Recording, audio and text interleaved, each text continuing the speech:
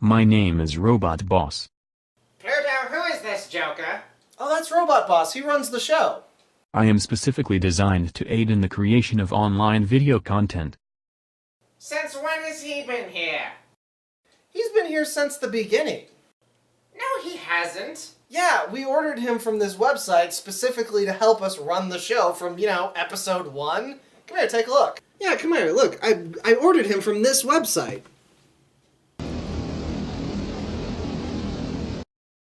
You know what? I don't even care. So let's get some cartoons and vodka and do them all night long. Are you ready for some fun? Drink 'em down, drink 'em down, drink 'em down. Drink 'em down, drink 'em down, drink 'em down. Oh. Hello, I'm Plutoburns, and welcome to Eagleland. So, the winner of the Valentine's Day poll was Absolute Boyfriend, a manga where a girl orders a boy toy off the internet. This manga opens at a blistering pace. Rika is dissatisfied with her boob-growing QVC product, then she's dashing through her filthy apartment, then she's flailing with the laundry, then she's expositing on her absent parents, then she's running into her homemaking Glashes Bishi who calls her titless, and then running out and getting turned down by her current crush. And we aren't even halfway through the first chapter. The plot proper gets kicked off by Rika finding a lost cell phone. The owner was calling it and asked her to kindly return it to him. And then it turns out he looks like a guy halfway between steampunk and the Matrix. But he seems nice enough. He even offers Rika a deep discount on his company's products. Rika is extremely tempted by his offers, but she has had enough of getting burned by shady products. Huh. A main character who keeps buying shady products. Place your votes! Is this an actual character flaw, or something the manga's gonna drop after it gets the plot set up? Bananas! We have one vote for bananas!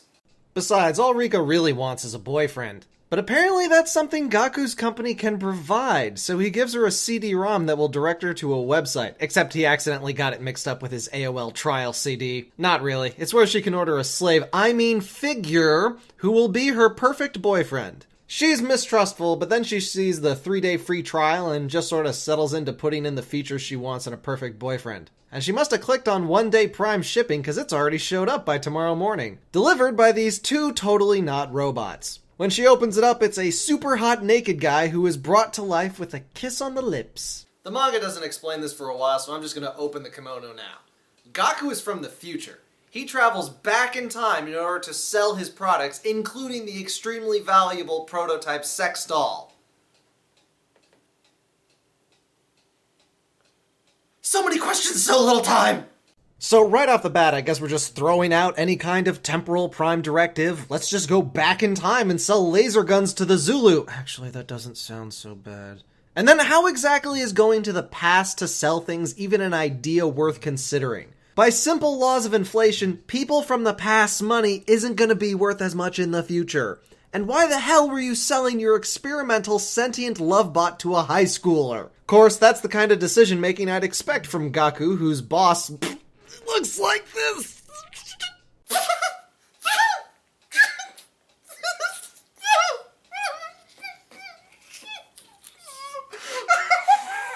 I'm from the future. Can't you tell from all the belts? And Boss Shota isn't even an exception. The entire board of directors look like toddlers, and the head guy is related to Lord Koenma. Everything about the future is weird and not even that important to the story. It's just so bizarre that I had to get it out of the way up front.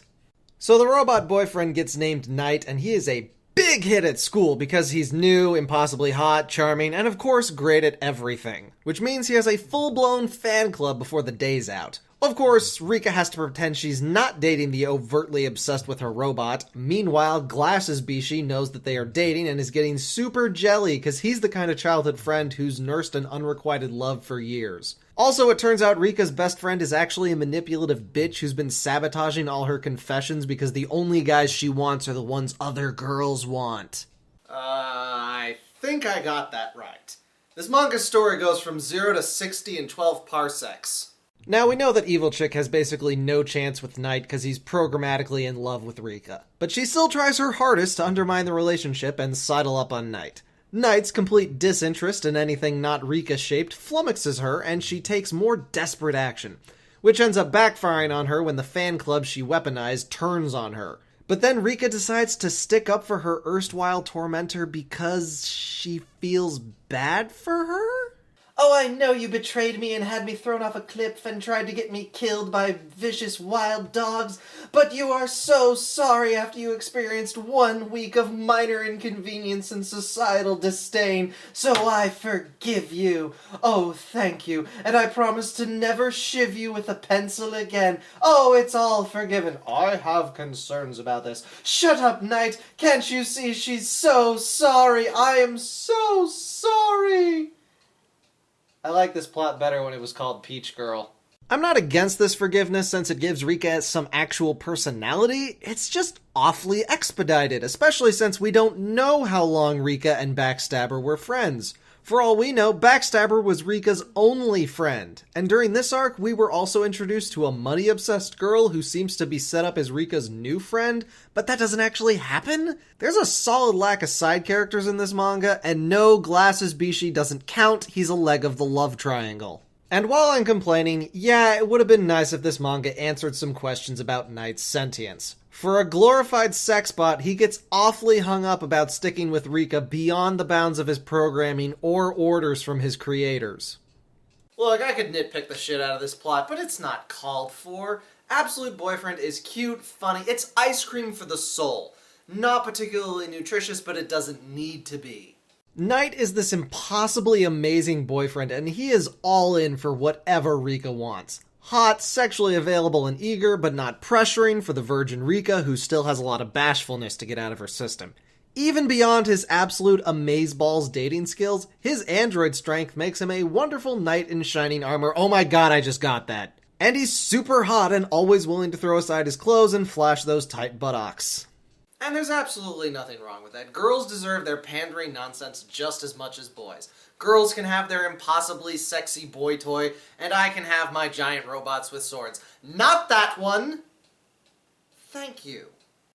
And you know what? It's pretty funny pandering nonsense. I couldn't tell you what exactly it is, but I was laughing pretty regularly while reading this. It's not like the comedy was inventive or stuff I hadn't seen before, except maybe this Matrix reference. The mangaka made Fushigi Yugi, so they've definitely got skills. This isn't easy to convey, but the panels have good comedic flow. Comedy panels are small and contain fewer words, so your eyes glide over them faster, while dramatic or meaningful moments are highlighted with larger panels and more detailed drawings. There is a lot of comedy to be mined here. Knight is earnest, but not exactly aware of a bunch of social niceties, and they definitely get some yucks out of his outlandish strength. Rika isn't much of a character, but she is clumsy like any good shoujo heroine, and she gets good laughs out of her reaction shots.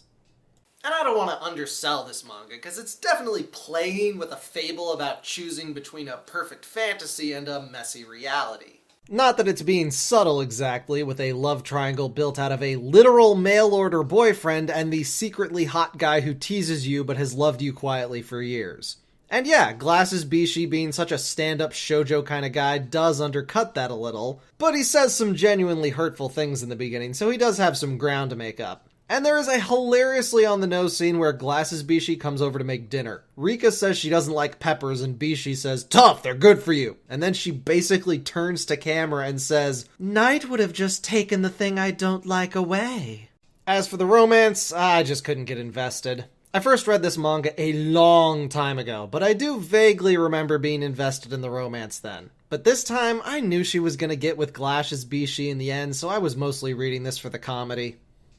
Mileage may vary on the romance. It's got its strong points, but I couldn't shake the feeling that she's dating a wonky VCR. Video Girl Eye, that's another one. The art's not great. I like the chibi work, but the dramatic stuff is stiff, and sometimes the characters have these thick black outlines that I haven't seen since school days. It's fairly dynamic, but that doesn't hide how limited the facial work is. But considering I'm celebrating Singles Awareness Day this year, I'm not going to throw stones at anyone who wants a lighthearted romantic fantasy. Maybe it's a bit heavy on the romance tropes, but it's still a fun read.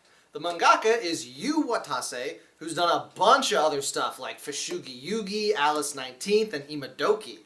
They're really good, and you should check out their other stuff. Till next time, I'm Plutoburns, and this has been Eagleland.